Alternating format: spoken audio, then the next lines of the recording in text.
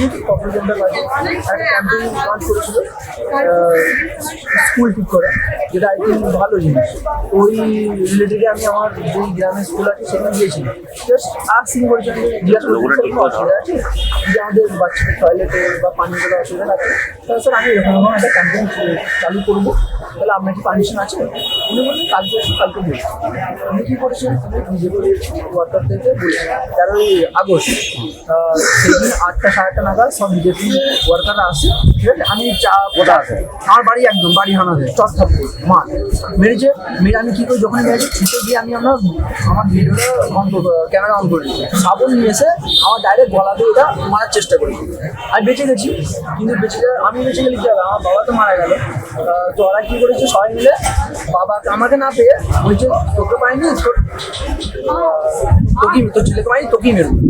যে মেরে মাথায় বাঁশ মেরে মাথা সেলাই হয়েছে, হ্যাঁ, তারপর বুকে মেরেছে, ভেতরে ইনজার্ড হয়েছে আর হয়েছে, ঠিক আছে? এবার ওনারও বয়স্ক হয়ে গেছে, তিনি সহ্য করতে পারেননি হয়তো। সেই মুহূর্তে আমরা হসপিটাল নিয়ে যাই, পুলিশের নিগরানিতে নিয়ে যাই, ঠিক আছে? না, ওরা কেউ যেতে দিচ্ছিল না, পুলিশ আসে, পুলিশ এসেও যেতে দিচ্ছিল না। আমি যদি পুলিশের সামনে ভিডিও করছিলাম, ভিডিও করার পর ভিডিও দেখে ওরা পুলিশ ভয় পেয়ে তারপর যেতে দিল। দিল্লিতে সিজেপির আন্দোলনে যোগ দেওয়া যুবক এবং তার বাবাকে মারধরের অভিযোগ। গত 13ই আগস্ট বাঁকুড়ার ইন্দাসে বাড়িতে ঢুকে হামলার অভিযোগ বিজেপির বিরুদ্ধে। শনিবার রাতে বর্ধমান মেডিকেলে মৃত্যু হয় যুবকের বাবা শেখ মোহাম্মদ মাফিকের। দিল্লিতে সিজেপির আন্দোলনে যোগ দিয়েছিলেন এমনটাই দাবি বাঁকুড়ার শেখ আব্দুল হাফিজের। বাড়ি ফেরার পর থেকেই হুমকি দিচ্ছিল বিজেপি, এমনটাই অভিযোগ হাফিজ এবং তার পরিবারের। দিল্লি থেকে ফিরে নিজের এলাকার বেহাল প্রাথমিক বিদ্যালয়ের ছবি তোলেন হাফিজ, আর তারপরে বাড়িতে ঢুকে হামলার অভিযোগ বিজেপির বিরুদ্ধে। হামলার জেরেই তার বাবার মৃত্যু হয়েছে, এমনটাই অভিযোগ হাফিজ এবং তার পরিবারের। কর্পোরেশনটার কাছে একটা ক্যাম্পেইন লঞ্চ করেছিল স্কুল ঠিক করা, যেটা আই থিঙ্ক ভালো জিনিস। ওই রিলেটেডে আমি আমার যেই গ্রামের স্কুল আছে সেখানে গিয়েছিলাম, জাস্ট আর্সিং করেছি, আমি জিজ্ঞাসা করছি কোনো অসুবিধা আছে যে আমাদের বাচ্চাদের টয়লেটে বা পানীয় জলের অসুবিধা আছে, তাহলে স্যার আমি এরকম একটা ক্যাম্পেইন চালু করবো। দিল্লিতে সিজেপির আন্দোলনে যোগ দেওয়া যুবক এবং তার বাবাকে মারধরের অভিযোগ। বাঁকুড়ার ইন্দাসে বাড়িতে ঢুকে হামলার অভিযোগ বিজেপির বিরুদ্ধে। শনিবার রাতে বর্ধমান মেডিকেলে মৃত্যু হয় ওই যুবকের বাবা শেখ মোহাম্মদ মাফিকের, এবং মারধরের জেরেই মৃত্যু হয়েছে তার, এমনটাই অভিযোগ করা হচ্ছে পরিবারের পক্ষ থেকে। এই ঘটনার পরই মুখ্যমন্ত্রী শুভেন্দু অধিকারী তিনি বলেছেন অভিযুক্তদের গ্রেফতার করা হয়েছে, এখানে আইনের শাসন চলছে, বাকি অভিযুক্তদেরও গ্রেফতার করা হবে। দিল্লির আন্দোলনের সঙ্গে ঘটনার কোনো যোগ আছে কিনা তা দেখতে হবে। পুলিশ কঠোর ব্যবস্থা নিয়েছে। পরিবারের পক্ষ থেকে 5 জনের বিরুদ্ধে অভিযোগ ছিল, 3 জনকে গ্রেপ্তার করা হয়েছে, বাকি 2 জনকেও গ্রেপ্তার করতে বলা হয়েছে। এর বাইরেও আরও সন্দেহজনক 5 জনকে আটক করা হয়েছে, 8 জনকে ধরা হয়েছে।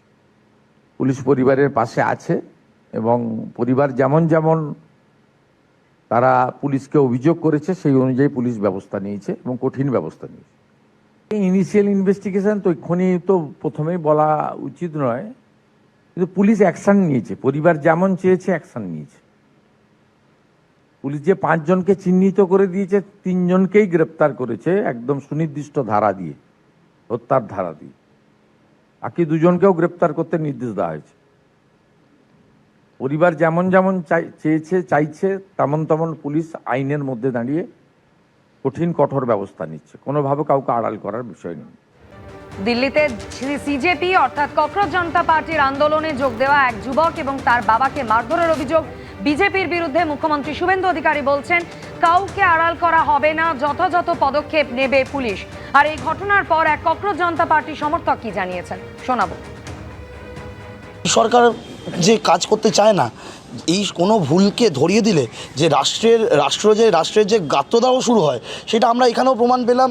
এই জন্যই আবার এই আক্রমণ। রাষ্ট্রকে প্রশ্ন করতে গেলে যদি এরকম আক্রমণ নেমে আসে, তাহলে আমরা এরকম প্রশ্ন বারে বারে করবো, 1000বার করব। তো এটা কি মনে করছো, যে যন্ত্র মন্ত্রের দিল্লিতে আন্দোলনে তো গিয়েছিল এবং এখানেও সেই একই তোমাদের, এবং সেটারই রাগের বহিঃপ্রকাশ বলেই আমাদের ধারণা। কোনটা? ও দিল্লি গেছিল, সত্যি কথা বলেছে, এই সত্যি কথা বলার, সত্যি কথা যাকে তুলে ধরার, এটাই শাস্তি বলে মনে হয়। কিন্তু এই শাস্তি যদি ওরা মনে করে থাকে, আমরা খুব খোলাখুলি বলতে চাই, আমরা ছাত্রদের স্বার্থে যেভাবে লড়ছি, ছাত্রদের জন্য লড়ছি, শুধু একটা জেনারেশন জেড নয়, জেনারেশন আলফারাও রাস্তায় নেমেছে। আমরা সবাই মিলে এই স্কুলকে ঠিক করে ছাড়বো এবং সর্বোপরি আজকে আব্দুলের বাবা যে ইন্তেকাল হয়েছে সেইটার বদলাও আমরা নিয়ে ছাড়বো। যারা যারা এটার সঙ্গে যুক্ত তাদের ঘুম উড়িয়ে ছাড়বো। আর বাঁকুড়ার ইন্দাসের এই ঘটনা সম্পর্কে কি বলেছেন কেন্দ্রীয় শিক্ষা প্রতিমন্ত্রী সুকান্ত মজুমদার, দেখাবো। যদি এরকম কোনো ঘটনা ঘটে থাকে তাহলে অবশ্যই তার এফআইআর হবে এবং পুলিশ তার তদন্ত করবে। বিজেপি গোটা দেশে এত ককরোচ জনতা পার্টির হলো, আন্দোলন হলো, এখান থেকেও প্রচুর লোক গেছে, আমার এলাকা থেকে গেছে, কোথায় আমরা তো কোথাও পিটাতে যাইনি। নাকি এটা পারস্পরিক জমি নিয়ে গণ্ডগোল বা অন্য কোনো গণ্ডগোল তাকে দাগিয়ে দেওয়া হচ্ছে, ককরোচ জনতা পার্টির ব্যানারে বা তার নামে চালিয়ে দেওয়া হচ্ছে। এবিপি আনন্দ, এগিয়ে থাকে, এগিয়ে রাখে।